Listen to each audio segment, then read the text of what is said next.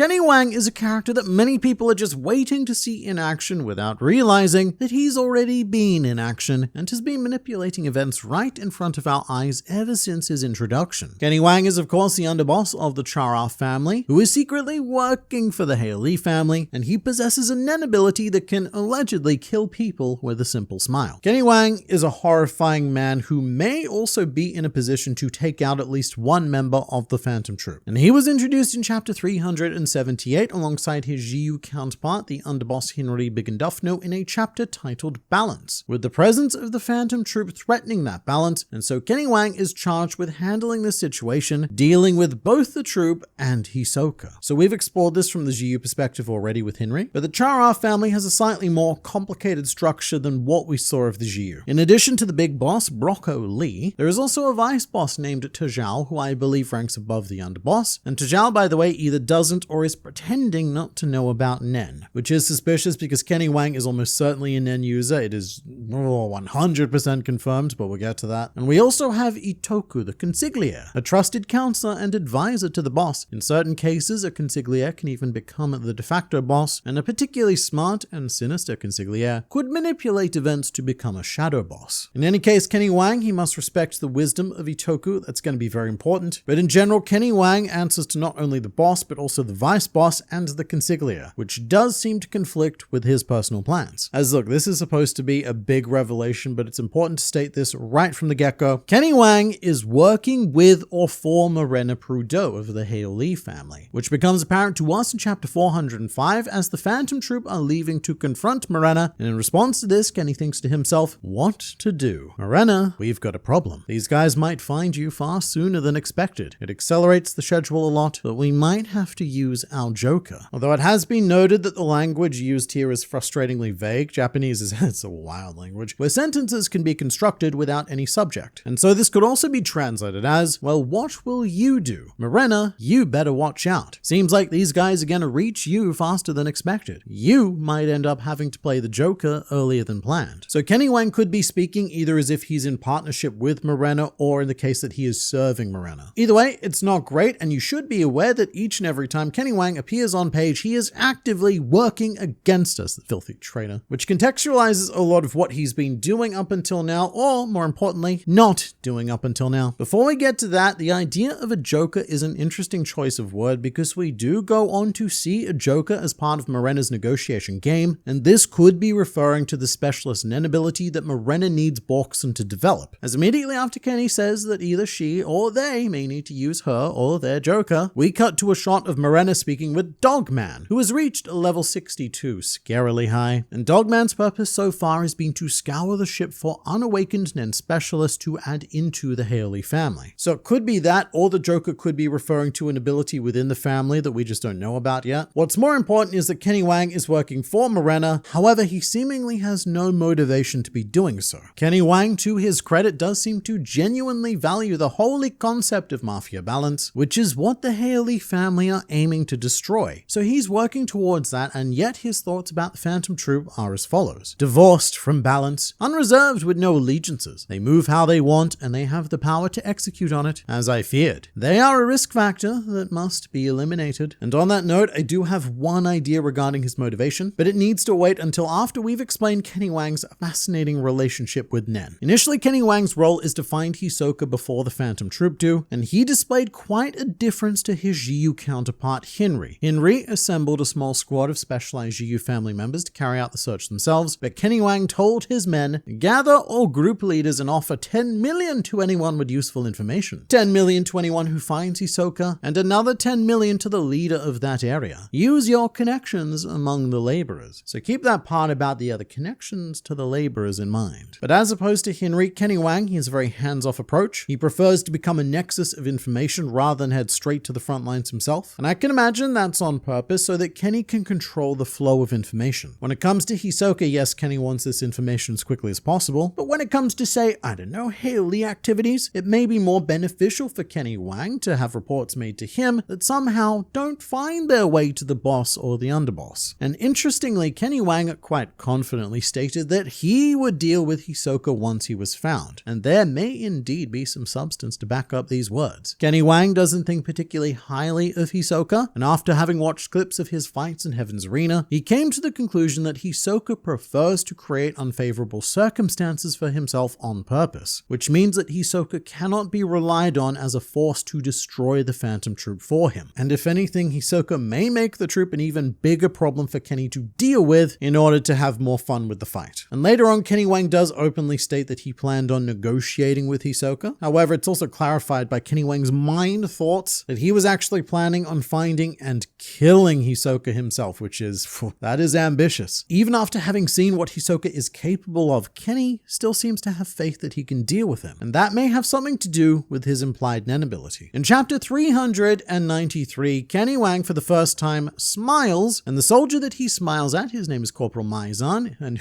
mate, is he highly alarmed by this, and he identifies this act in the Viz translation as Kenny Wang's Frosty Grin Smile Zero, which is the linguistic formatting of a Nen ability. In English, it goes first name colon second name, although this is not universally agreed upon, with some fan translations just having Maizan stating a grin as cold as ice. But I have to imagine that that translation was done by someone who wasn't hugely familiar with Hunter x Hunter, as if we look at the Japanese, it is very obviously written as a Nen ability, as it has both a name in kanji and in furigana, and usually furigana, which are the smaller characters here on the right, these tend to be a guide for how to pronounce kanji. However, Togashi uses furigana in a very different way. He does it to give Nen abilities a second name under the guise of how to pronounce the first one. And I would bet the vast majority of my earthly possessions that this is indeed a Nen ability, one that is activated by the smile in question. And rumor has it that anyone Kenny Wang smiles at will die. That is the alleged power of Smile Zero, which Kenny Wang claims is, quote, not a nice rumor, but he also doesn't make an effort to deny it, adding that everyone dies eventually, which is him admitting that it is at least somewhat true. But as always, it is the inspiration behind the name itself that tells us quite a bit about the ability and in fact about Kenny Wang himself. The kanji portion is pronounced Kori no Bisho, literally meaning smile of ice, and this is the Japanese name for the film Basic Instinct, referring to the character of Catherine Trammell, a crime author who writes about murders before they happen. And look, when people use the word femme fatale, Catherine is the definitive femme fatale. If she takes a liking to you, you're probably going to end up dead, and in a novel, but at least you get to read about yourself before it happens to yourself. And that is what is happening with Kenny Wang right here. Anyone who he chooses to grace with a smile actually becomes cursed, and so he could be preordaining their deaths before they happen, much like how Catherine wrote and published detailed explanations of her future murders as crime novels. I will say that Kenny does lack some of the seductive charm of Sharon Stone, but it seems to work for him regardless. As for the furigana, it literally says Sumairu Zero, and this appears to be a reference to McDonald's, as McDonald's in Japan had a Smile Zero policy where you could literally order a smile off the menu at the cost of 0 yen, which on the menu appeared as Smile Zero. Now, as you can imagine, this is a very abusable concept and things got quite dystopic. It led to a lot of trolling. People would rock up just to order smiles or to order 100 smiles in a row, stuff like that, and generally finding more and more creative ways to make the staff suffer with this policy. And this got so bad that McDonald's actually had a labor crisis with no one applying to work for them anymore due to the Smile Zero menu item. And McDonald's have since gone in the exact opposite direction, teaming up with J-pop star Ano to create a song about employee empowerment with lyrics such as, I won't ever give you a smile so easily, I want to be my own self, I'll fry the world a juicy one, and sprinkle some of my saltiness. I can't play the actual music in this video or I will get flagged, but it is a shockingly catchy song and it worked. Japan McDonald's then saw a 115% in Gen Z applications. And all of that is a detour to say that Kenny Wang's ability is based on that original policy, and it points to something quite tragic about Kenny Wang himself, making it very clear that his smile is fake, and that using his smile may exact quite a heavy price from him, in the same way that these forced smiles mentally destroyed an entire workforce. It's classic Nen, great power comes at great cost, and this, again, allegedly pretty ridiculously great power. The idea that you can smile at someone and that causes their death, that's gonna come at a pretty great cost, or at the very least like 5 million conditions to make it happen. Because obviously when it comes to the world of Nen, smiling would need to be one of many conditions met before a state of death can be achieved. Because just think of an ability like Silent Majority. In theory, it has the same goal as Smile Zero to kill a target, but the user of Silent Majority first needs to conjure an Nen doll, it needs to give that doll a a range restriction, a time limit to kill, bake in a way to stop that killing, and to have the curse rebound onto killing the user themselves if it is stopped. All of that and more is required to achieve the power to kill someone. So there's a lot more going on here that needs exploration. But we do know that Kenny has begun this process by smiling at Corporal Mizan. And the reason why Kenny chose Corporal Mizan is because this soldier was the one offering information to Henry, which is the information that led Henry to finding the Haley slaughter trap. And this guy apparently knows the man who was in charge of the wiring for the Black Whale 1, meaning there's no telling what other frustratingly useful information that he would be able to pass on as it became relevant. So to protect Morera and all of her misdoings, this guy's got to go. So we smack him with a beautiful frosty grin, and something tells me that this guy is going to turn up dead pretty soon. Or not turn up, just be dead. This guy's going to dead pretty soon. And this aspect of Kenny Wang may also give us some insight into why he's working with Morera. The Haley family are primarily made up of people who have slipped through the cracks of society and have no real hope in excelling in life under the current cucking system. And Kenny Wang's tragedy could be very similar, and he cannot find a reason to smile. His life has just been that bad. And so he uses this smile, this thing that he can't genuinely feel, as a masked weapon. A mask that is hiding a deep and dark pain consuming this man, which is why he is more than happy to help Morera with the destruction of all of the everything. But it could also be any number of other things as well. I don't know, maybe he just wants lots and lots of money. He is a very money-focused man. But to speak more on his involvement thus far, Finks, Feitan, and Nobunaga originally approached the Char base on Tier 5 in order to retrieve their weapons, Nobunaga's sword and Feitan's umbrella, which was fine. They'd made a deal with the Char family representatives previously. They knew they were coming. Neither side was antagonistic. However, there was a however. As once Haley member Luini got his nen ability that allows him to somewhat teleport, he went straight into Chara territory and began his quote collaboration with the spiders that would swiftly result in his death. So a couple of questions to ask about this. Number one, how did Luini know that the Phantom Troop were in the Tier 5 warehouse? Because he came from Tier 3 after he'd done his massacre. The answer to this is that Kenny Wang probably fed him that information. And my second question is, how did Luini even get there? As one restriction of Luini's nen ability is that he is limited to only places that he has physically been before. So standard game waypoint rules implemented by Togashi there. But Luini being able to teleport into Char territory tells us that he has been there prior. And the answer to this is, remember when I asked you to hold on to that information about the connection to laborers. It is currently Nobunaga's suspicion that the Haley family have been impersonating contractors to get access to the backpath passageways between tiers, something that is overseen by the Char family, and I suspect facilitated by Kenny Wang. And Nobunaga's group also came up with a couple of theories as to why Luini, who to them was an unknown assassin, did this. The first was that Luini was deliberately trying to spark a conflict between the Phantom Troop and the Chara family. Luini even used the blood of his victim to leave a trail for the troop leading directly straight to the head office of the family, which Nobunaga was very impressed with, and he said that it sounded like the kind of plan that the Phantom Troop themselves would come up with. And that is a surprisingly important line, as it is the first of many direct comparisons between the Phantom Troop and the Haley family. These two factions, they think alike, and that's for reasons. But here's the thing though. Luini, mate, it's hard to describe him as anything but a proper ass clown. The Succession contest, it is packed full of hyper-intelligent characters, and he is not one of them. So I just don't think that he is smart enough to come up with a plan on the level of the world's most renowned criminals. And I think that the actual mastermind goes on to reveal himself quite quickly after this. Right after this Luini incident, in comes, what's this, Kenny Wang? Right at the perfect time to have caught the Phantom Troop murdering these innocent Chara men. And had things gone even slightly differently, we would have been looking at a very bloody outcome here. However, at the same time, Itoku, the Chara consigliere, had sought out Franklin of the Phantom Troop in the cafeteria on Tier 5, and Itoku was making a genuine effort to investigate whether or not the troop killed their men, with Itoku being sent because he was deemed to have the wisdom necessary to pass the situation and prevent a war from breaking out, which he did. He assessed that Franklin was telling the truth and that the troop would not attack unless they were attacked first. In Franklin's words, if there's no gauntlet, we won't pick up. Itoku then called Kenny Wang, and thus the situation was diffused entirely, remembering that Kenny Wang has to default to the wisdom and the position of the consigliere. Although a lot of credit for diffusing the scenario also goes to Nobunaga's group, who refused to take Luini's bait and who did not act in any way aggressively when confronted by Kenny Wang. Part of this is probably down down to sheer confidence, because seeing 5 dudes with guns isn't really enough to threaten a Phantom Troop member, but it's also their wisdom in not escalating unnecessary fights. Kenny Wang himself even praised them by saying, "I'm glad you are calm, reasonable people." And if Hunter x Hunter had an Arrested Development style narrator, then this is the point where the narrator would say, Kenny Wang was not, in fact, glad. And my suspicion is that Kenny Wang engineered this incident for 2 reasons. Firstly, to prevent the Phantom Troop from getting in the way of the Haley family by fabricating this declaration of war against the Char family, which would also go on to possibly spiral into greater chaos on Tier 5 and contribute significantly to Mizai Storm's doomsday scenario. And secondly, to prevent Nobunaga and Fei-Tan from retrieving their weapons, thus making them much less of a threat and somewhat easier to kill. But after this initial outing fails, it's actually Kenny Wang who suggests that the Chara family and the troop work together. However, he told the vice boss that the spiders want to work with us. A fun example of how he manipulates information. But Kenny, he wants to keep these spiders close and do what he can to keep them as far away from Morera as possible, as he knows that in their current state, the Haley family do not have the power to take on 3 troop members working together. A deal is then brokered that the Chara will give the Phantom Troop passage to the upper tiers in exchange for them killing the assassin that murdered their men. And this is where things get a bit politicky, but due to a complex arrangement of Kakin Mafia etiquette, this would also lead to the Phantom Troop openly declaring war on the Haley family, which you would think that killing one of their men would do anyway, but they have a whole system to maintain their precious